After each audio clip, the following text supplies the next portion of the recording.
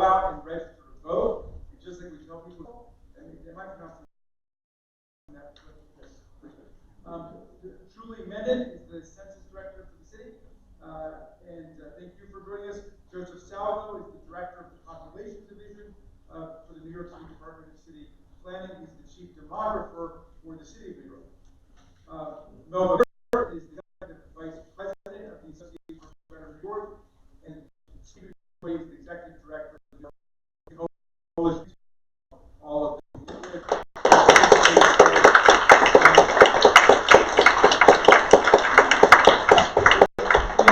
We have a tiny little timer in front, which is we may have brought from Washington with this. It tells you you've got 5 minutes, and it goes off, and just like we get cut off for 5 minutes, you guys have the privilege of being cut off at 5 minutes today. So, Ms. Mello, we begin with you. Well, it's such a pleasure and an honor to have members of Congress here at LaGuardia Community College. We have over 50,000 students, faculty, and staff. I especially have to thank our amazing, fantastic representative, Congresswoman Carolyn Lummy, and our newest Congresswoman, Congresswoman Ocasio-Cortez, and our county leader, Congressman Gregory Meeks, who just grew here recently, so it's great. To hold this meeting at LaGuardia Community College is interesting and appropriate because of what's unique and gorgeous about America is here at our community college and at any community college in the country. As a community of students and scholars, we really live up to our motto, which is dare to do more. And because we're located in Queens, I would say we're lucky, not smart. And we have arguably the most diverse community college in the country. Students from over 160 different countries, speak 96 different languages. When you enter our classrooms, you will talk to people from Ecuador and Colombia and China and Bangladesh, and from these other foreign sort of states, Staten Island, the Bronx, Buffalo. Those are all. It's unprecedented in the history of the world to see this kind of collection of humanity. Thank you. This collection of humanity at a single college. And what happens is it fuels us. It fuels the creative, entrepreneurial aspect of everyone who's here. And community college students go on to be nurses and teachers and accountants and small business owners, as well as medical doctors and cybersecurity professionals. Our work here really provides America what it needs to grow the next generation of employees and informed citizens of a democracy. So I speak only from the perspective of a community college president, not an expert on the census, but I have 3 recommendations for your consideration. One, and first, is do no harm. The census has to achieve its primary objective of obtaining an accurate count of all people living for all the ways you have just spoken about. It's a snapshot in time, but we have to ensure that we do not adopt approaches that will undermine our ability to gain an accurate count. It has to be carefully crafted and tested and disseminated in a way that reassures census takers, as well as communities like my community of students who have historically come from underrepresented communities, that it is a good thing to fill out the census and that it is something we want to do. It's a privilege to do as people living in America. So making a priority of an accurate and comprehensive count has got to be what we dedicate ourselves to and what I want to personally dedicate myself to as president of this college. The second is to really, you have to empower communities.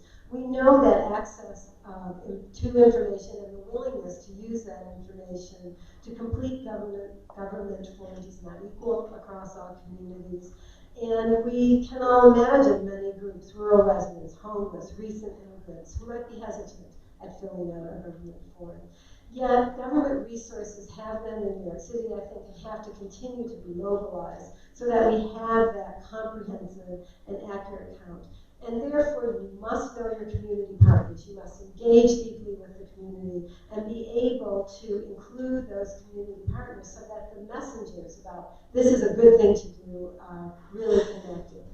And the last thing, and you'll see a bias here, is that if you tap community colleges, you'll get those things. You'll get them across the country. You'll get them here in Queens. Our students are ready and willing and actually often underemployed, and therefore able to really help create an accurate census. They are individuals who speak the languages across this great borough. They understand and live in these communities, and they understand the religious institutions, the human services, the housing organizations, the libraries. They're throughout this community, and what can happen with the census, particularly nationally, if we partner with community colleges, which are, there's one in every congressional district in this country, and they educate more than half of all students in America. You will be able to create an accurate census. So use us. Thank you very much for allowing my testimony. Thank you very much.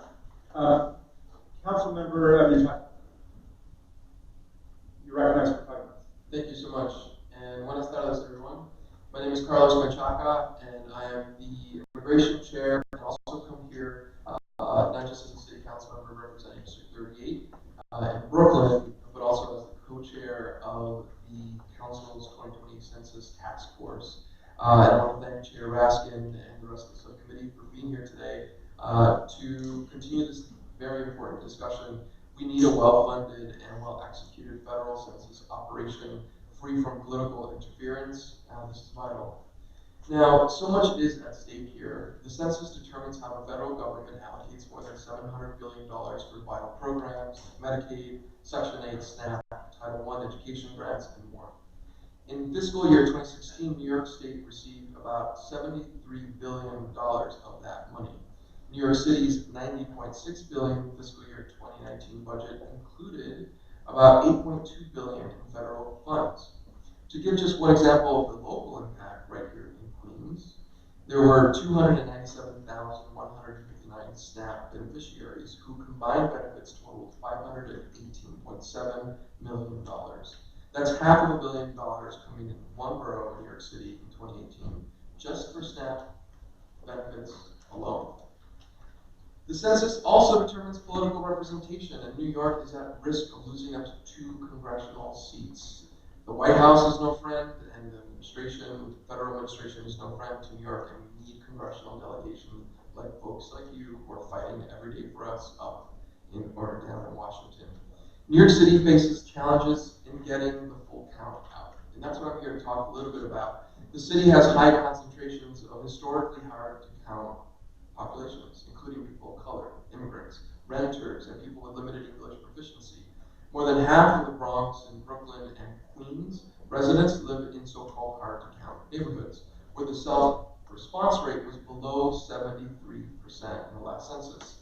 Numerous neighborhoods in Manhattan and Staten Island face challenges as well. In 2000 and 2010 censuses, the response rates in New York City were well below the national response rates of 67 and 74% respectively. In 2010, then Mayor Bloomberg's administration estimated that we suffered an undercount of 2.6% of the population, or up to 225,000 people.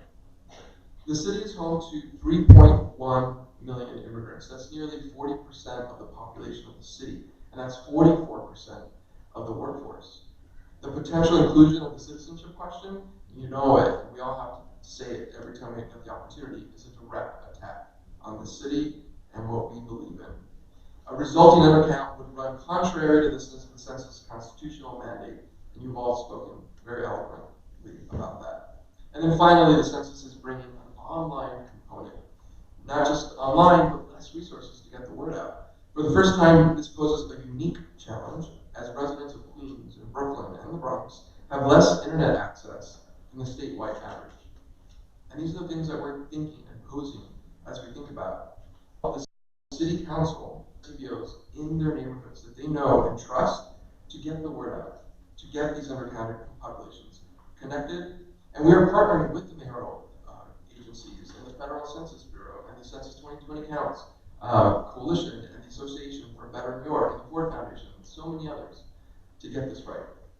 The census is also a major job opportunity. And that's what a lot of the council members are thinking about. How do we get our people in our neighborhoods hired? Well, we need to make sure that the census enumerators go to New Yorkers in our neighborhoods to reflect the communities they want to get counted. That requires us to have a multi-language, multilingual people at the doors talking to our New Yorkers. With these jobs, we're calling on the federal government to allow non-citizens to be eligible for these jobs. And so I know you've all called for it, and we need to ensure that we can get that okay. The Bush and Obama administrations both did this in 2000 and 2010. We deserve that as well. Now, the census faces grave challenges, and I'm not sure yet that we're ready as a city. I'm not. When you look at $150 million that was put in California, and we're still negotiating money right now, it just begs us to think and how we can look together to join forces to bring more money. We're in the middle of a congressional or council negotiation. I ask that you join us in this effort to bring more money. $26 million is not enough that the city is putting in right now. Thank you so much. Thank you very much. We're going to turn now to Julie Menon, and let me just remind all the witnesses, please speak directly in your microphone because we have this minute and 5 minutes is yours. Thank you so much, Chairman Raskin, and I also want to thank members of the committee, Congresswoman Maloney, Ocasio-Cortez, and Congressmember Meeks. I think we can all agree that the census is among the most important issues facing our nation. So I serve as both the New York City Census Director and also as Executive Assistant Corporation Counsel at the City Law Department.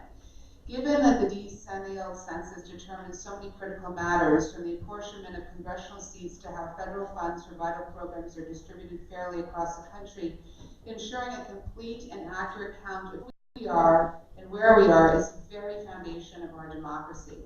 As such, any threats to this foundation must be taken seriously. While we, of course, honor the good work of many of the dedicated public servants of the U.S. Census Bureau, who we know are committed to ensuring a complete and accurate count, we also know that the integrity of such a count is under threat as a result of the White House and Secretary Ross's flagrant attempt to frighten immigrant communities into not participating in the census with the potential inclusion of the citizenship question.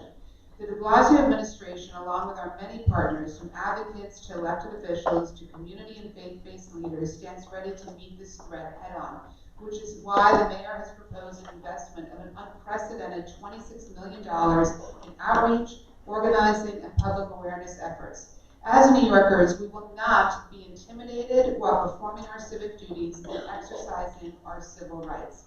Simply put, we will not allow the Trump administration to use its constitutional obligation to count us as a tool to harm us. To that end, I really want to thank the committee for holding this hearing. As members of the subcommittee can appreciate, counting all of New York City's 8.5 million residents can be an arduous and complex task at best. The high concentration of apartment buildings, the prevalence of new or transient populations, as well as a rich diversity of our population, with close to 40% of our residents being foreign-born and more than 200 languages spoken, all make New York City an incredibly unique place. It should therefore come as no surprise that the city has historically been undercounted relative to the rest of the United States. In fact, in 2010, the average self-response rate in New York City was 61.9%, while the national average was 76%. Among both native-born African American and foreign-born Black communities, as well as Orthodox Jewish communities across, I might add, socioeconomic lines, the self-response rates hovered at just 50%, demonstrating that there are many communities that have not felt empowered to participate in this critically important function.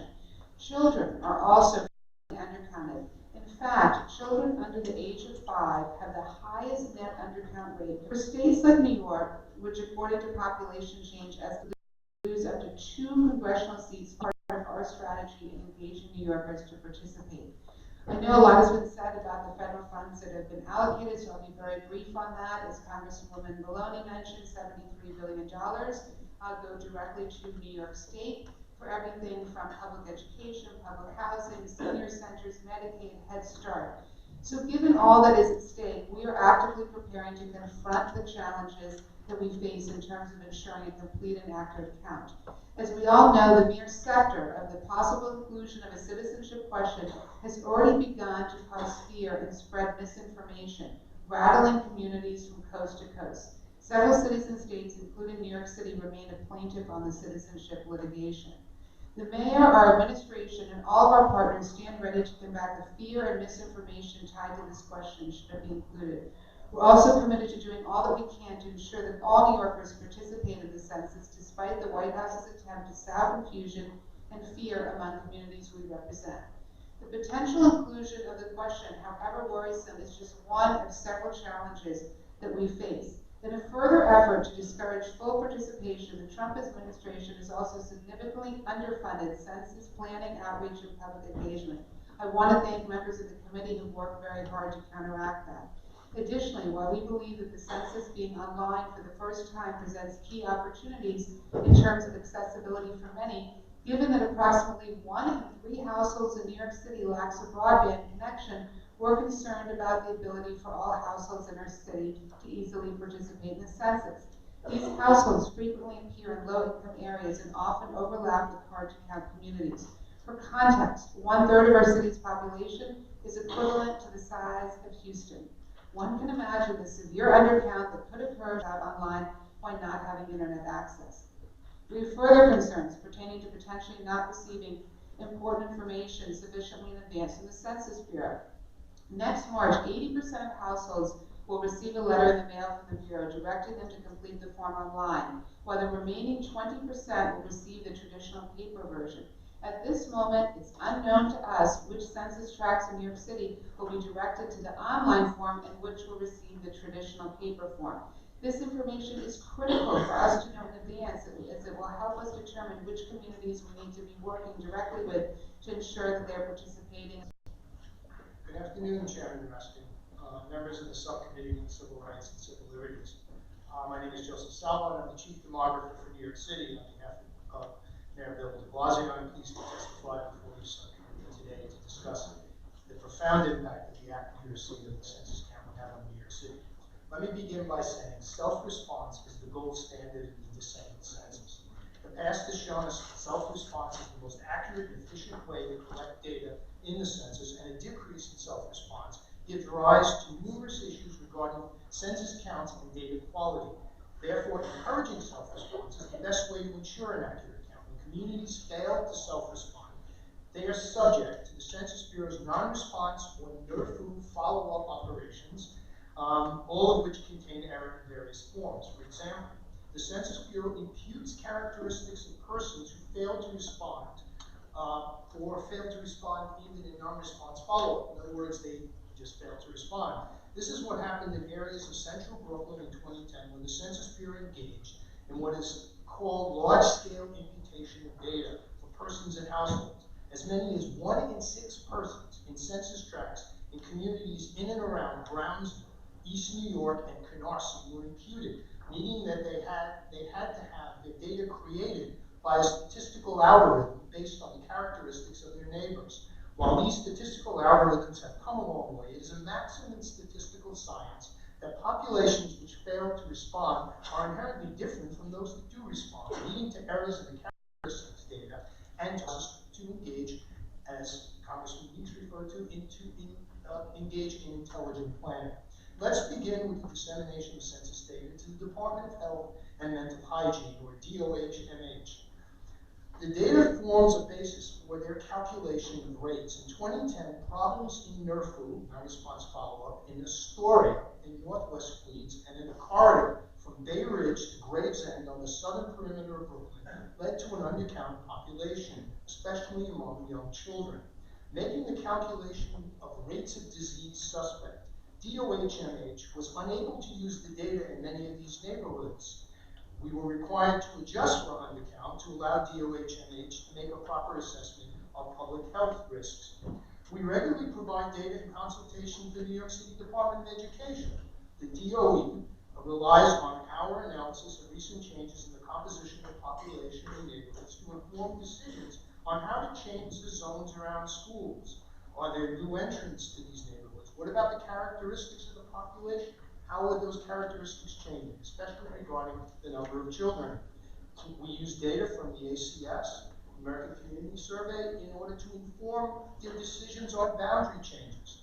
And then our population that is 65 and over, as everyone knows, is projected to grow substantially.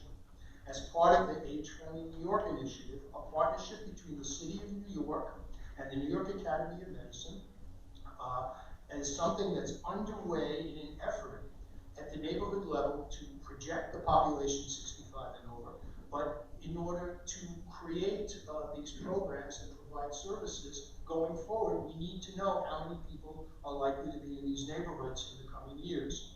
Finally, New York City relies on demographic data from the census, coastal flood zones around the city, pre and post Sandy. Key to this effort are estimates of persons with mobility limitations and other disabilities, especially older populations requiring special assistance. Our teams at the New York City Emergency Management evaluate these numbers on a continuous basis. I believe these examples of how New York City uses census data puts into clear perspective why we cannot afford a failed census, which can happen if the non-response follow-up door opens too wide. Now, I hope the citizenship question doesn't make it to the questionnaire, but I believe there are a lot of damage has already been done.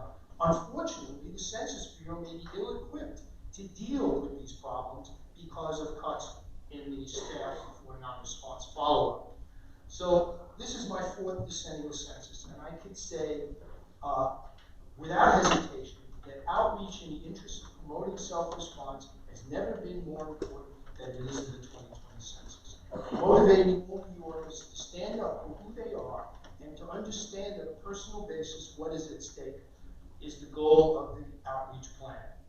I want to thank you for the opportunity today to testify, and I'm happy to answer any questions. All right, thank you for your excellent testimony. We come now to you, Ms. Miller, for 5 minutes.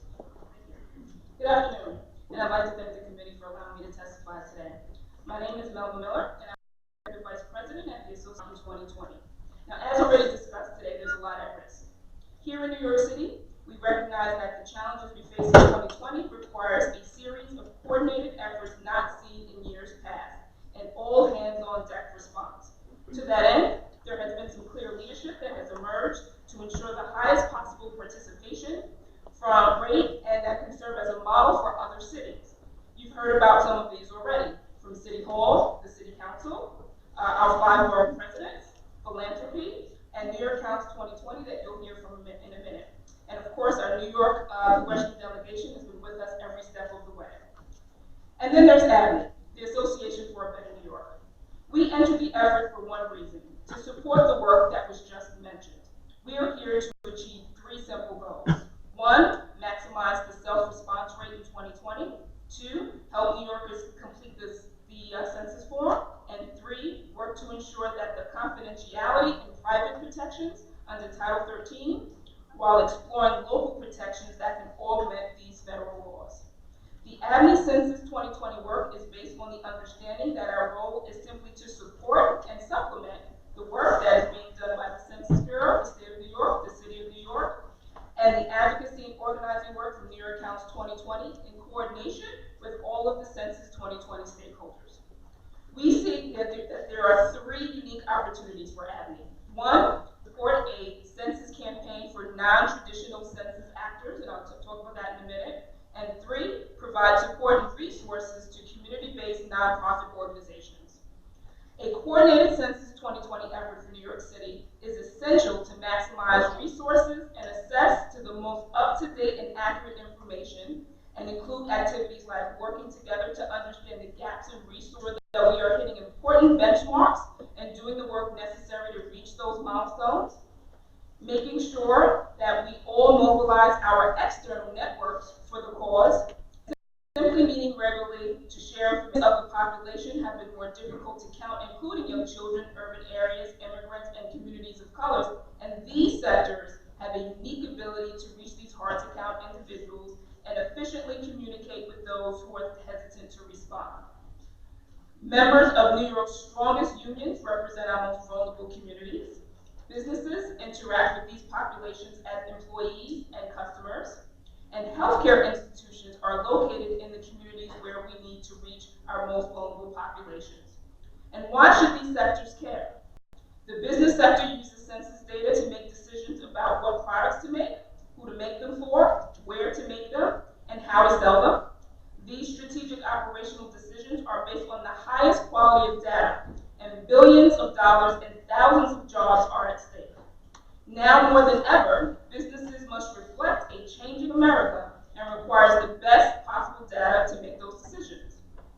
An inclusive census count is also important for organized labor because historically union membership has been comprised of the most marginalized members in our society, the same individuals who are at risk of losing funding and political power if undercounted. Labor can help get a complete count in 2020 by leveraging with diverse partners and commit to ensuring members and their families participate and activate for an accurate census. And how does a fair and accurate census benefit healthcare sector?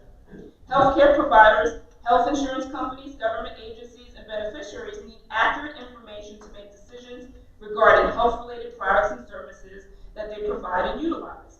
An inaccurate measurement of U.S. population and its characteristics could deprive the healthcare sector of vital resources needed to ensure in its meeting each community's needs. In addition, hospitals and medical facilities that service our most vulnerable populations rely on hundreds of billions of dollars in federal funding. I see that I'm out of time. Thank you very much for your self-discipline. And Mr. Troy. Good afternoon. Thank you, Chairman Raskin and the members of the committee for holding this hearing. Thank you to Congresswoman Maloney and also to Congressmembers Ocasio-Cortez and Meeks for your leadership around the census. My name is Stephen Choi. I'm the Executive Director of the New York Immigration Coalition, which serves as the convener for New York Counts 2020. New York Counts 2020 is a statewide coalition made up of more than 200 organizations across New York State. And I want to note that our membership doesn't just include immigrant communities, it also includes African American communities, rural communities, Orthodox Jewish communities, and more. And we are proud to call Abby and the organizations testifying on the second panel as our members. The reason we have come together as a coalition is because we recognize the tremendous stakes for Census 2020. This includes a huge amount of funding and resources, and you all and our panelists have talked about the $73 billion in critical and vital programs. And so the consequences for New York City and New York State of a lesser census count would be simply catastrophic. New York as a state will be sicker, hungrier, less well-educated, and less successful as a result.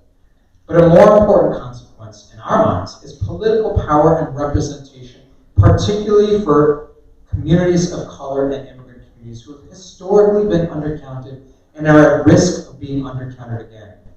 This is a particularly acute problem for New York City with huge communities of color, congressional seats, and we have lost power as a result. So given what is at stake, how can we ensure there is a full count of New Yorkers for Census 2020? First, we must build trust to ensure that the climate of fear and intimidation does not spoil the census effort before it starts. This is an especially hard task given the rhetoric and actions of the Trump administration. The sad reality is that the administration has no credibility within many communities in this country, and that goes for New York as well. All of you, our congressional representatives, to push and advocate the Census Bureau to do a couple things. Explain what information is being shared and what the Bureau plans to do with it. Commit that any data received will not be shared with ICE and DHS and not be used for immigration enforcement, and make public a comprehensive plan for how they're going to safeguard all census information. Secondly, funding will be critical to overcome these monumental obstacles. On a federal level, we need a fully funded Census Bureau with $8.45 billion to fund 2020 census operations. At the state level, New York Counts 2020 has advocated for the state to invest $40 million. The state only allocated $20 million with no amount allocated for CBOs. We were further disappointed that now, after 2 months after the budget was finalized, Governor Cuomo has released no details about where and how the $20 million will be spent. That confusion leaves each level of government, including the city, at a disadvantage when trying to plan out their scope of the work for the next year. The city of New York has taken Census 2020 more seriously. The mayor has already committed to investing $26 million. That is a significant first step, and notably much more than what the governor has committed for all of the state. But it looks like the city is indicating that only $8 million has been set aside for CBOs. That is not nearly enough to achieve a fair and accurate count. The City Council has proposed $40 million with $20 million for CBOs. That's a much stronger place to be. Finally, it is vital that CBOs and grassroots community organizations are at the forefront of this fight. CBOs are in the best position to reach hard-to-count communities. They're already on the ground. They have the language and the cultural diversity needed to reach a diverse community, and they have the earned trust that comes with years and decades of working within communities, but they need funding to do that work. We at New York Counts 2020 are trying our best to organize these CBOs, but it is vital that as much of the funding as possible, and there are no do-overs. If we make mistakes, we will have to live with them for the next 10 years. We have to get this right. New York Counts 2020 remains dedicated to achieving a fair and accurate count for every New Yorker. Thank you. Mr. Troy, thank you very much. We now will move to our questions. There will be 20 minutes of questions. Each of us will have 5 minutes. And Ms. Maloney, I'm going to start with you. Hispanics missing from the count, and that's a larger population than 30 of our states. So this underscores the need for a really robust outreach that reassures New Yorkers of the safety of their information so that they will willingly respond and be part of it.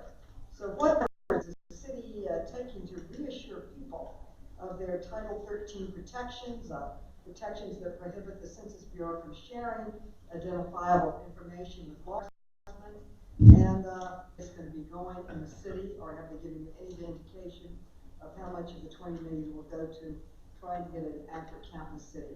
Thank you. Okay, sure. So I'm happy to answer both of those questions. In terms of the state funding, the state has not given the city information as to where the funding will go, how much will go to the city of New York, and what exactly the funding will be utilized for. We are in constant conversations with the state. We look forward very much to partnering with them, and we fully expect them to be sharing that information with us shortly. With regard to Title 13, it's imperative that we get the message out about Title 13. Title 13 obviously imposes up to 5-year prison sentence and $250,000 fine on any federal employee who disseminates that data, and as you know, that is a lifetime ban. We have to make sure people understand that and people feel that their information is safe. Title 13, since its enactment, has never been broken. So we, and I'll put on my hat of the city law department, we've done tremendous legal research around that. It has not been broken since its enactment. We have to make sure that people understand that and feel that their information is safe. And so we'll be really focused on messaging that out and also working very closely with community organizations on that. I'd like to ask Mr. Troy and Mr. Muchacha, the census will see almost 1,000 less field staff than were seen in 2010. And how is the city working to supplement the enumeration efforts with less personnel in the field? And all this talk about the digital and the internet, most of my constituents don't use the digital and they don't use the internet.